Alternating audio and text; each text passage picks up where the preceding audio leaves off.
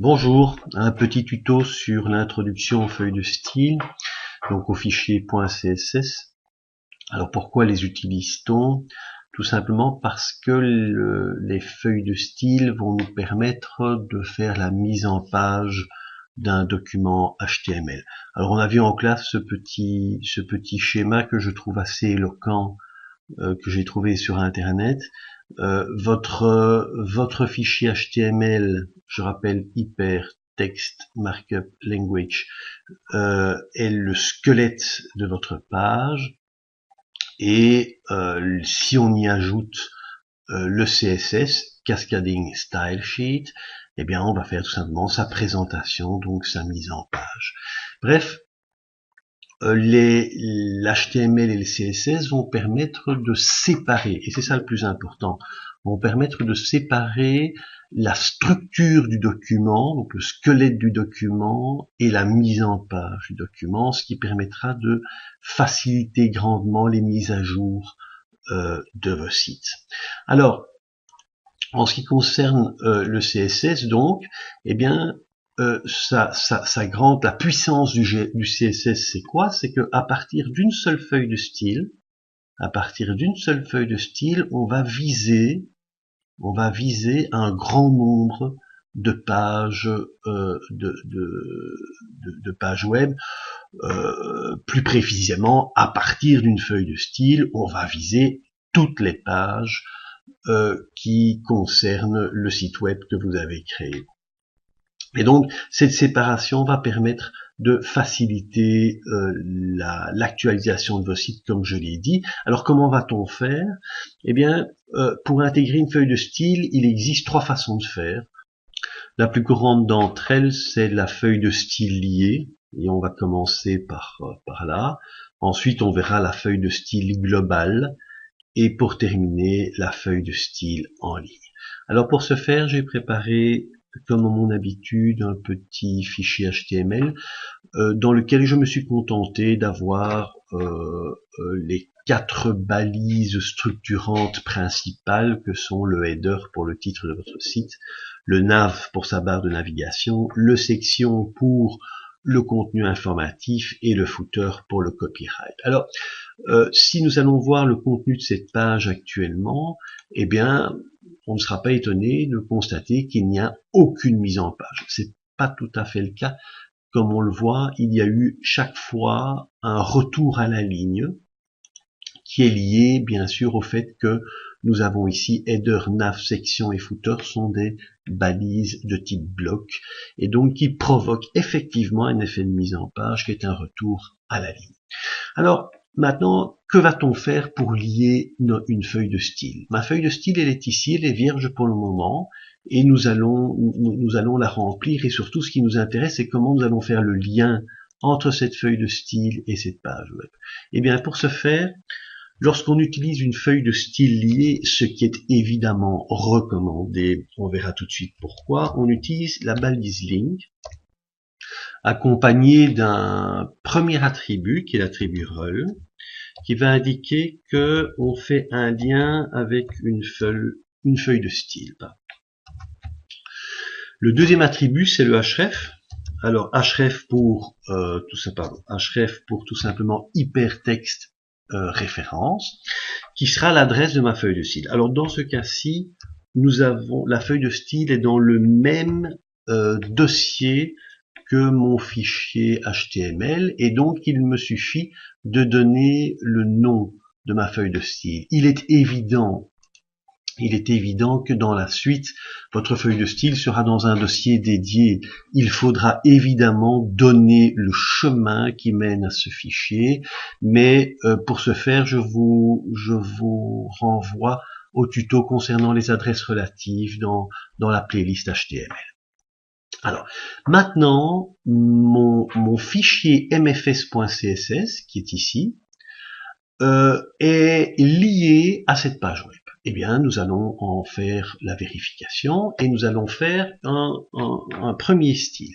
Alors, lorsque vous créez un style, il y a deux parties. Premièrement, le sélecteur, ça c'est le nerf de la guerre. Effectivement, le sélecteur, c'est viser un élément de votre page. Autrement dit, vous allez devoir visiter ce qu'on appelle le DOM, le Document Object Model. Alors, je ne viens pas en détail sur ce Document Object Model maintenant, mais il faut savoir que d'une part, il sera extrêmement important en CSS dans la mesure où c'est lui qui va vous permettre de voyager dans l'arborescence de votre page et donc d'aller viser les éléments de la page, mais il sera également extrêmement important en ce qui concerne le JavaScript, car c'est à partir du DOM que l'on va pouvoir viser effectivement également des éléments de la page et les modifier dynamiquement avec du JavaScript. Alors, je reviens sur mon document, et donc ce premier élément qui est un sélecteur, donc c'est un élément de ma page, c'est un élément de mon document, eh bien on va lui donner un style. Alors un style, c'est un couple non-valeur. On va donner la première partie du couple, on va dire qu'on va viser le background, donc l'arrière-plan.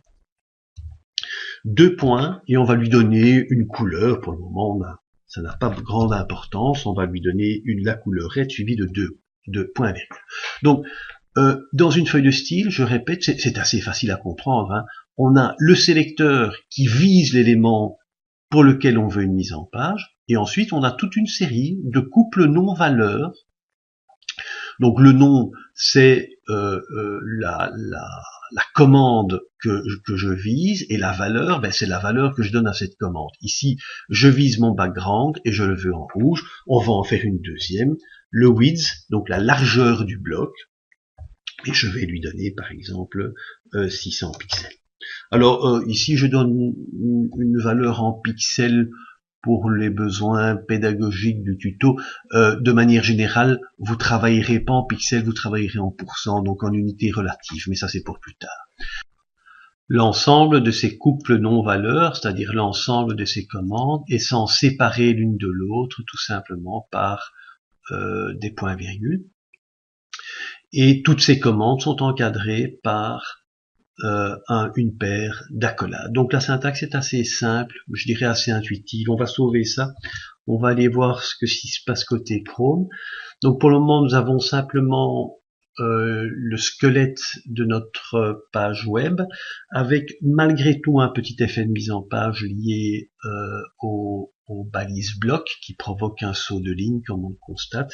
Si je fais F5, et bien dorénavant, j'ai un fond rouge pour ma balise header, ainsi qu'une largeur de 600 pixels pour le bloc correspondant à cette balise header.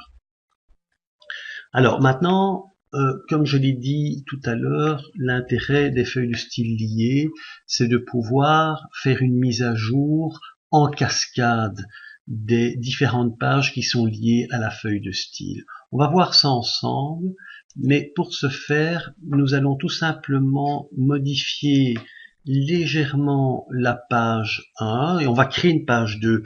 Pour les distinguer l'une de l'autre, on va faire simplement mettre un petit titre, H3, Home, c'est ma page d'accueil, CTRL S, et puis je vais réenregistrer sous cette page. On va l'appeler P2. Et maintenant, plutôt que d'avoir Home, forcément, je vais l'appeler ma maison. Je vais lui donner comme titre ma maison. Voilà. Et donc, cette fois-ci, nous avons 2 pages. On va rappeler la page 1 côté Notepad. Et donc, cette fois-ci, nous avons 2 pages. P1 avec Home. P2 avec ma maison. La page qui concerne ma maison, hein. On peut aussi modifier ici, elle est belle ma maison, elle est belle ma maison, voilà, on est très content. Et on va voir un petit peu ce que ça donne côté Chrome, mais avant ça, comme je l'ai dit, dans le head, la balise link est présente dans les 2 pages. Et donc, mes 2 pages P1 et P2 sont liées à la page mfs.css. On va un petit peu voir ce que ça donne ici. Donc, la page P1, nous la connaissons. puisque même si cette fois-ci nous l'avons modifié, et on constate effectivement que la balise H, comme nous le savons déjà, a provoqué un espace avant, un espace après, une mise en gras des caractères et a donné une taille également à mes caractères. Alors on va ouvrir la page P2 et quand j'ouvre la page P2, je constate effectivement que ma mise en page est exactement identique. Ça veut dire que j'ai également au niveau du header un fond rouge et une largeur de 600 pixels. On va voir maintenant toute la puissance justement de ces feuilles de style liées. Alors dans ce cas-ci, nous n'avons que 2 pages. On peut en imaginer plusieurs centaines. Eh bien, nous allons du côté MFS faire une petite modification. Nous allons tout simplement, au lieu d'avoir un fond red, on va prendre un fond yellow. Et en faisant ce fond yellow, qu'est-ce qui va se passer? Voilà, on s'attend un petit peu au résultat, ça tombe un peu sous le sens, mais étant donné qu'à la ligne 4, nous avons cette fameuse ligne qui permet de faire le lien entre ma page et la feuille de style, eh bien, en faisant F5, qu'est-ce qu'on constate? Que ma page 2, effectivement, maintenant, le header est devenu jaune. Pour ma page 1, il suffit que je fasse F5 et mon header est également, a également maintenant un fond jaune. Donc on constate quoi? On constate que à partir du moment où on utilise une feuille de style liée, eh bien chaque fois qu'on effectuera des modifications de mise en page pour un sélecteur donné, bien sûr, pour un sélecteur donné, et pour peu que ce sélecteur existe dans toutes les pages, eh bien la modification sera automatique pour toutes les pages. Alors on devine quand même que c'est une facilité très très importante dans l'actualisation des sites web. Alors il existe 2 autres façons d'intégrer des feuilles de style que nous allons voir très rapidement. Pourquoi? Parce qu'elles sont très peu utilisées. Nous connaissons maintenant la feuille de style liée grâce à la balise link qui appartient, en tout cas qui sera intégrée dans la balise head de chaque page HTML et qui admet, comme vous le savez maintenant, deux attributs, rel et href. En ce qui concerne les 2 autres façons d'intégrer des balises des feuilles de style, il y a feuille de style globale, alors je la décris ici sur le site, et je dis bien, elle ne concerne que la page dans laquelle elle est décrite. Elle est donc utilisée uniquement dans un contexte particulier. Pour ma part, je l'utilise fréquemment, notamment pour tous les petites démos. Quand je fais une petite démo dans un chapitre, j'utilise une feuille de style global. Pourquoi? Parce que ça m'évite tout simplement de manipuler 2 fichiers. Et donc c'est plus simple pour moi de faire une petite feuille de style global. Alors cette feuille de style global est très simple. C'est tout simplement la balise style, /style, qui est intégrée dans le head de votre page. Et dans cette balise style et /style, vous allez avoir tout simplement la description des différents styles avec, dans ce cas-ci, vous avez un sélecteur de type classe, et puis entre les accolades, la description du style que vous désirez pour cette classe contenu. Voilà, ça c'est la deuxième façon d'intégrer une feuille de style. La troisième façon, c'est la feuille de style en ligne. C'est-à-dire que c'est une feuille de style qui est directement intégrée dans une balise et qui donc ne concernera qu'une seule balise en particulier. Eh bien, cette fois-ci, vous avez le petit attribut style qui permet de décrire un style. Comme vous constatez, c'est pris entre guillemets obligatoire.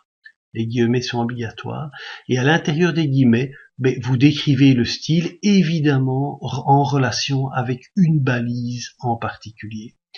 Alors ça permet de vous sauver la vie de temps en temps, lorsque dans une page, vous n'avez pas trop envie de créer un style général, je dirais, pour toutes les pages. Vous n'avez besoin de ce style que dans un cas vraiment très particulier. La feuille de style en ligne peut éventuellement se justifier. En tout état de cause, c'est malgré tout la feuille de style liée qui sera utilisée pour votre site. C'est celle qui est utilisée le plus fréquemment, et je le répète, la feuille de style globale ou la feuille de style en ligne sont utilisées ponctuellement. Voilà, ceci termine ce petit tuto d'introduction sur le pourquoi et le comment des feuilles de style. À très bientôt.